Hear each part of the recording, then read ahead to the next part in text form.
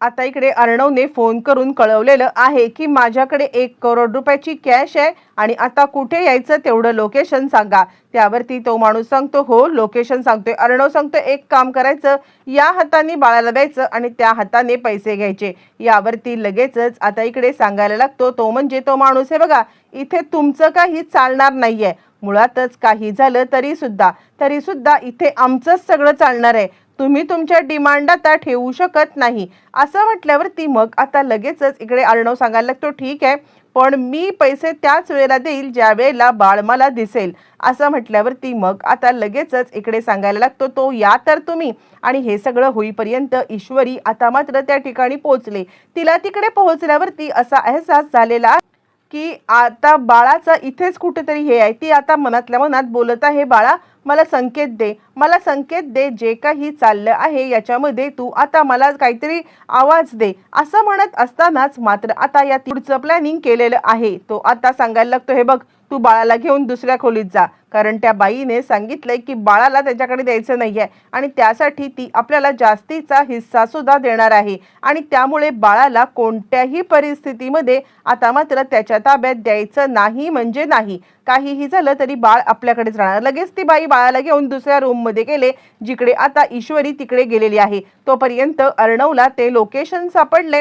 अर्णव त्या लोकेशन वरती पोहोचलाय आणि ईश्वरी मात्र आता इकडे बाळाकडे पोहोचले। अर्णवला असं वाटते की आपण आता पैसे देऊन बाळाला घेऊन जाऊ शकतो, पण त्याला माहिती नाही किती घाणेरडा डाव या लोकांनी खेळलेला आहे। आज जर का वेळेमध्ये ईश्वरी पोहोचली नसती तर कदाचित बाळ यांना सापडलं पण नसतं आणि पैसे पण गेले असते। मग त्यानंतर इकडे आता ईश्वरी आलेली आहे आणि तोपर्यंत तो माणूस वरतून पाहतोय। त्यांनी अर्णवला पाहिलंय। लगेचच आता अर्णवला तो सांगतोय हे बघा इकडे इकडे वरती या। अर्णव सांगतोय बाळ आहे ना तिकडे। यावरती मग आता तो सांगायला लागतोय हे बघा उगाचच भाराभर प्रश्न आता विचारत बसू नका, मी जे काही सांगतोय ना ते आता लक्षात घ्या असं म्हटल्यावरती मग आता अर्णववरती आलेला आहे। पण तोपर्यंत यांचं प्लॅनिंग वेगळंच आहे। यांनी आता बाळाला इकडे ठेवलेलं आहे आणि बाळ आता ह्यांच्या ताब्यात द्यायचं नाही असा त्यांचा हेतू आहे आणि त्याचमुळे मग आता इकडे अर्णव आणि ईश्वरी दोघ जण ज्या वेळेला तिकडे आता पोहोचलेत ईश्वरीला आवाज ऐकू आलाय आणि त्यानंतर ती तिकडे गेले।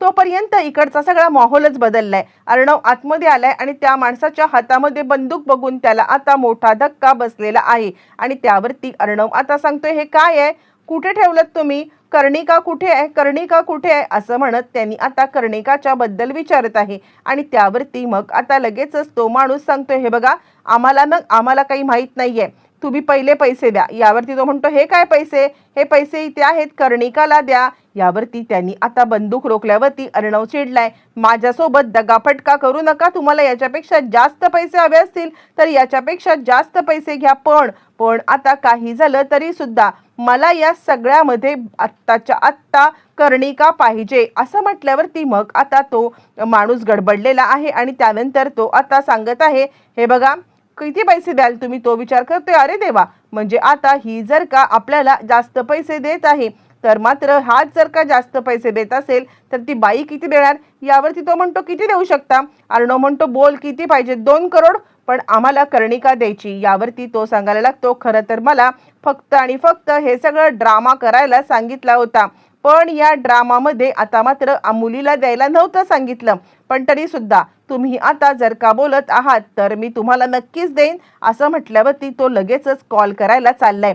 प्रेक्षकांनो तो ज्याला कॉल करतोय ती म्हणजे आहे आता इकडे म्हणजे इकडे वल्लरी, जेणेकरून वल्लरी जास्त पैसे देत असेल तर असा विचार करत तो फोन करत असताना ईश्वरी मात्र इकडे आता पोहोचलेली आहे आणि बाळ मात्र रडत आहे। रडणाऱ्या या बाळाला गप्प करण्याच्या ऐवजी त्याच्यावरती ओरडत असलेली इकडे आता ती बाईला बघून ईश्वरीला डोकंच फिरलंय। ईश्वरी ताबडतोब आता मात्र त्या बाईला मागून धरण्याचा प्रयत्न करते आणि कर्णिकाला आपल्या ताब्यात घेते। तोपर्यंत वल्लरीला कॉल आलेला आहे आणि वल्लरीला कॉल आल्यावरती ताबडतोब वल्लरीला ते सांगतात हे बघा हे तर आम्हाला 2 करोड रुपये द्यायला तयार झालेले आहेत। वल्लरी सांगते काय, यावरती आता मात्र ती सांगायला लागते हे बघा आपली डील असणार आहे, डील तोडायची नाहीये।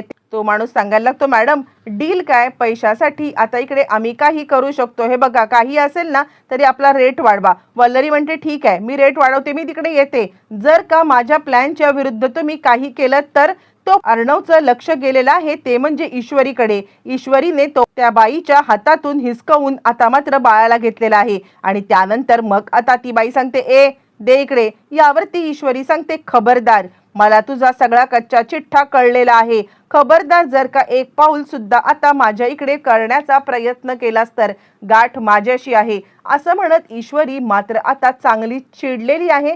आणि चिडलेली ईश्वरी रागारागात त्या बाईकडे पाहत आहे. बरं, हे सगळं होत असताना अर्णवचं लक्ष तिकडे गेलंय. तो सुद्धा धावत तिकडे आणि त्यानंतर मी सिंदूर, बाळाला अजिबात सोडू नका. यांनी आता घाणेरडा डाव केला होता. आपल्याकडून पैसे घ्यायचे आणि त्यानंतर कर्णिकाला द्यायचं नाही असं यांनी ठरवलं होतं. असं म्हटल्यावरती मग आता ईश्वरी सांगायला लागते, नाही सर, मी तुम्हाला तेच सांगण्याचा प्रयत्न करत होते. या सगळ्यामध्ये जे काही आहे ना, तो सगळा डाव यांचाच आहे. पण यांचा मास्टर माइंड कोण आहे ते पाहण्यासाठी तुम्हाला यांचा मोबाईल घ्यायला लागेल, असं अर्णव सांगतोय. आत्ताच्या आत्ता पोलीस येतील, लावा फोन. ज्यांनी कोणी तुम्हाला हे सगळं करायला लागलेलं आहे ना, त्यांना आता फोन लावा, असं म्हटल्यावरती मग आता तो लगेचच कॉल लावतो. Hello madam.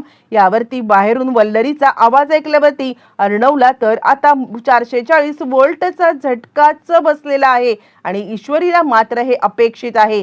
काहीही झालं तरी सुद्धा हे सगळं होणार आहे. यावरती आता मात्र तो सांगायला लागतो, मॅडम म्हणजे झालंय काम. यावरती ती म्हणते, मग किती घेतले? त्यावरती तो सांगतो, 2 घेतले, 2.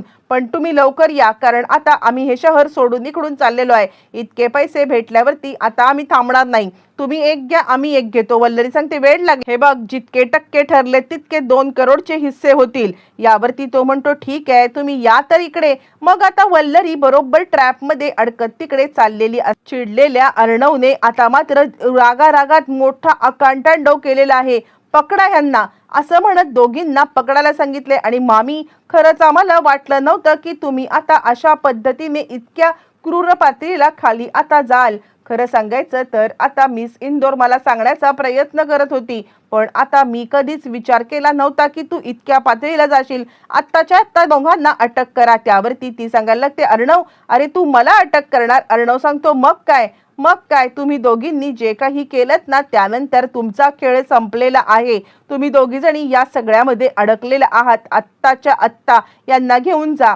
ती बाई सांगायला लागते, हे बघा, यांनी सुपारी दिली होती, मला काही माहित नाहीये. वल्लरी पळण्याचा प्रयत्न करते, पण आता अर्णव तिला पकडून पोलिसांच्या ताब्यात देत आहे. एका झटक्यात मालिकेची सगळी समीकरणं बदलताना आपल्याला दिसत आहे.